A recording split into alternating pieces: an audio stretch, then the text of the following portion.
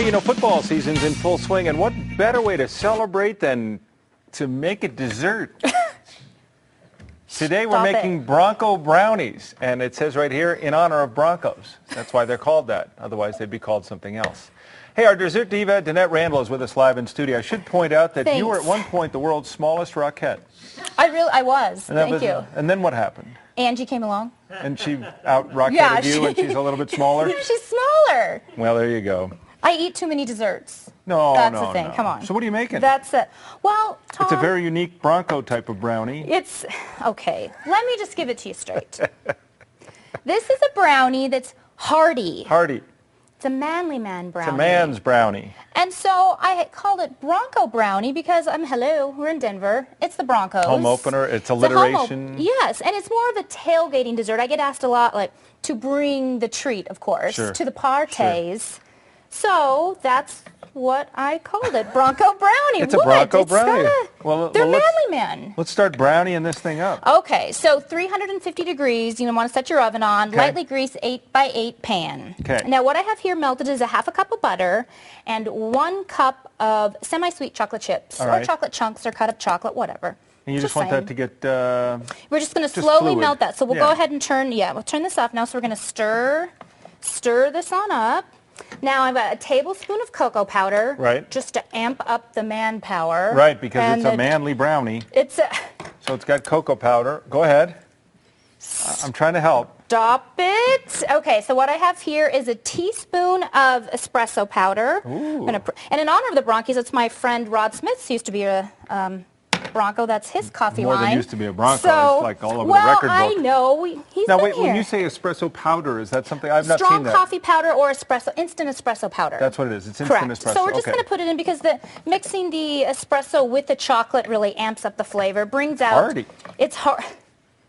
You pontificate about being a manly man, and I will stick to the desserts, okay? Many things, but not a manly man. But I do like having espresso powder in here. So, yes, exactly. It's going to bring out the wonderful flavor. Sure. And what I have here is a cup of brown sugar. Right. We're going to stir that on up.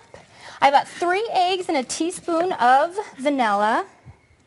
And speaking of football, I was 3 for 3 yesterday. My CU Buffs won, the Broncos won, and the New York Jets won. The Jets are your other team, right? That's right, Tom. They humbled Tom Brady, you know. They really did. Yeah. He looked defeated. Afterwards, all he could say was that we sucked.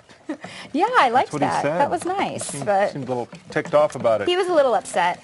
All right, so what else is hearty in here? We're going to put some bacon bits or something? We've got, that would have been a delicious choice. How about Cocoa I've got Krispies? A cup of flour with a 1/4 teaspoon of salt. All right. Cocoa Crispy. You know what, Tom? That would be an excellent mix in a... I have to say, the bacon bits, I should have done that. No.